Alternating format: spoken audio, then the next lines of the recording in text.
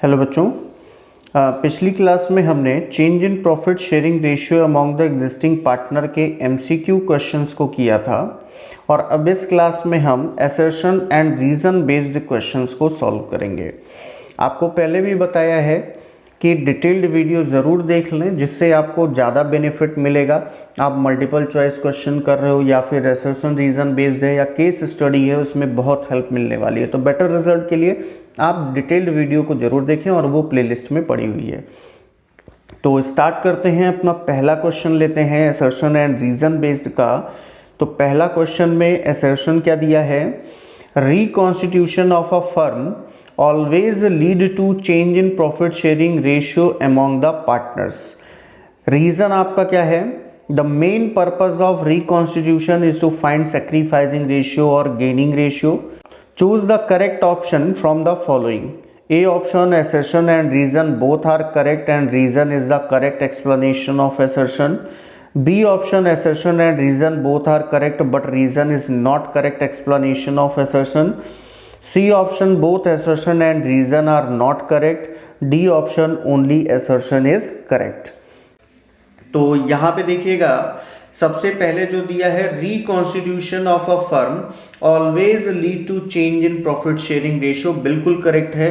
जब भी फर्म का रिकॉन्स्टिट्यूशन होता है, चाहे वो चेंज इन रेशियो हो, change in profit sharing ratio, profit sharing ratio among the existing partner हो, आपका एडमिशन है, रिटायरमेंट है, डेथ है, अमलगमेशन है, तो इसमें रेशियो पार्टनर्स का बदलता है, यानी असर्शन आपका क्या है, बिल्कुल करेक्ट है।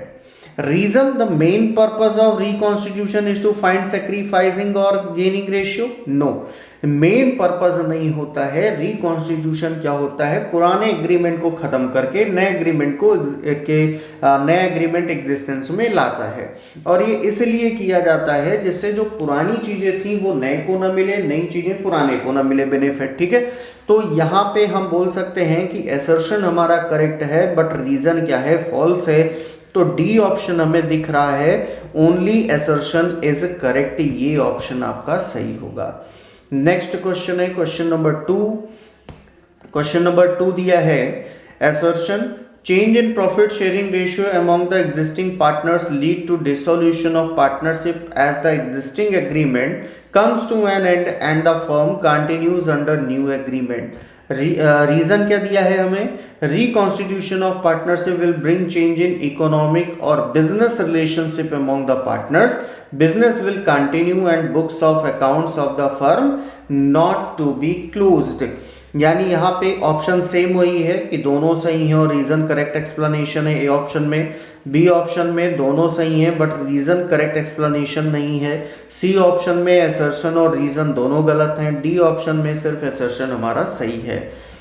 तो यहाँ पे जो दिया है A option, change in profit sharing ratio among the existing partners, ये मोड ऑफ रिकॉन्स्टिट्यूशन है, क्या करता है, lead to dissolution of partnership, partnership का डिसोल्यूशन करता है। पार्टनरशिप के डिसोल्यूशन का मतलब क्या होता है कि पार्टनर्स के बीच में जो पुराना रिलेशनशिप, पुराना एग्रीमेंट था, उसे खत्म करता है और नया एग्रीमेंट कंटिन्यू होता है, यानी नया एग्रीमेंट एग्जिस्टेंस में आता है। रीजन क्या दिया है, reconstitution of partnership will bring change in economic और बिजनेस रिलेशनशिप, बिल्कुल सही बोल रहा है। सिर्फ उनके बीच में इकोनॉमिक या बिजनेस रिलेशनशिप में चेंज आता है, बिजनेस हमारा कंटिन्यू चलता है और एक बुक्स को क्लोज भी नहीं करते हैं, यानी ए ऑप्शन आपका करेक्ट होगा। Assertion and reason both are correct and reason is the correct explanation of assertion.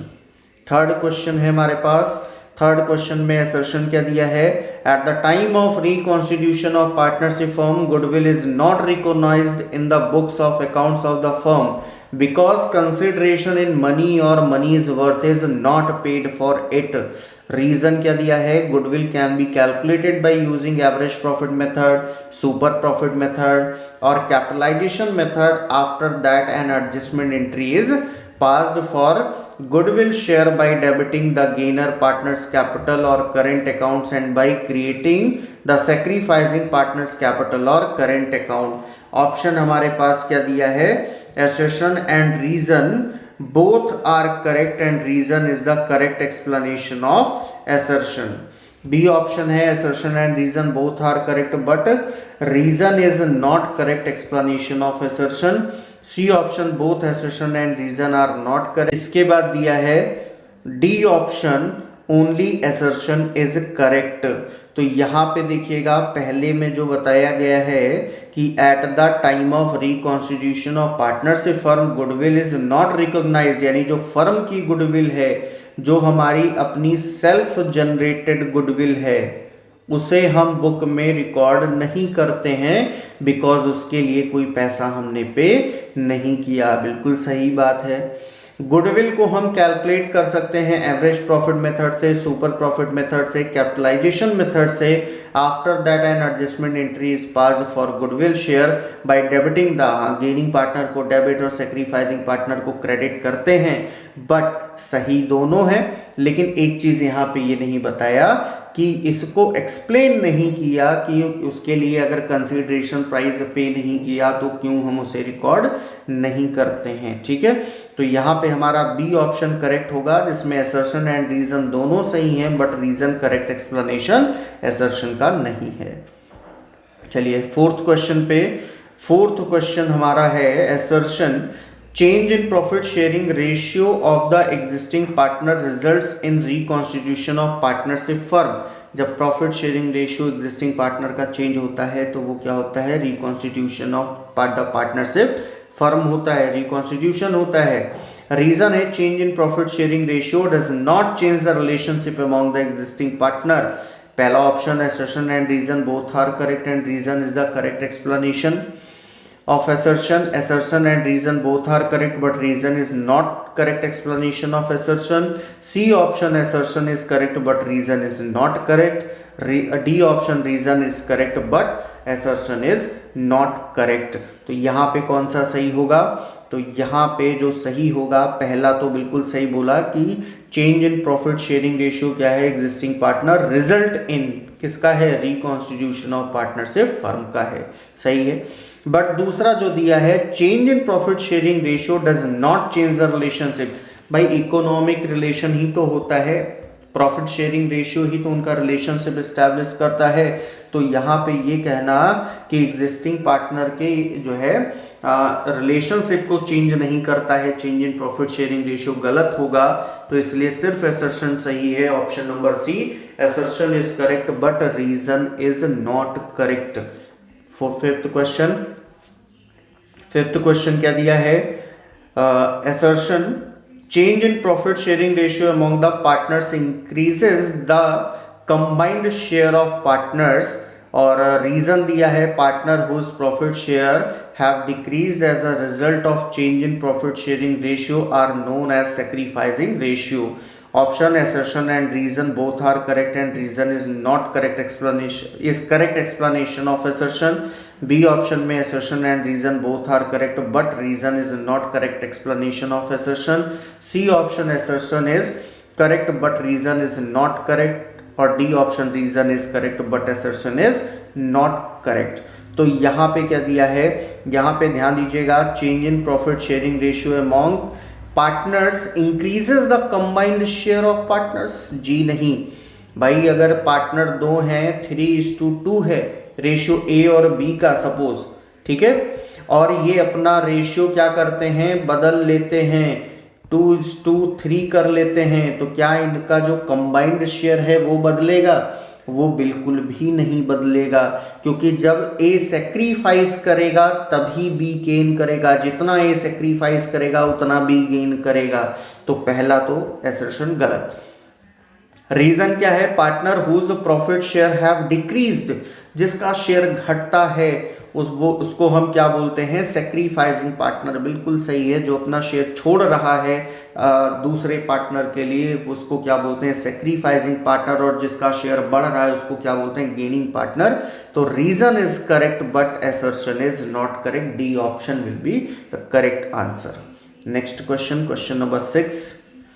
Question number 6 में क्या दिया है, क्वेश्चन नंबर 6 में दिया है assertion partners whose profit share have increased as a result of change in profit sharing ratio are known as gaining partner। अभी just बताया है कि जिसका शेयर घटता है वो सैक्रिफाइसिंग पार्टनर और जिसका शेयर बढ़ता है उसको गेनिंग पार्टनर बोलते हैं।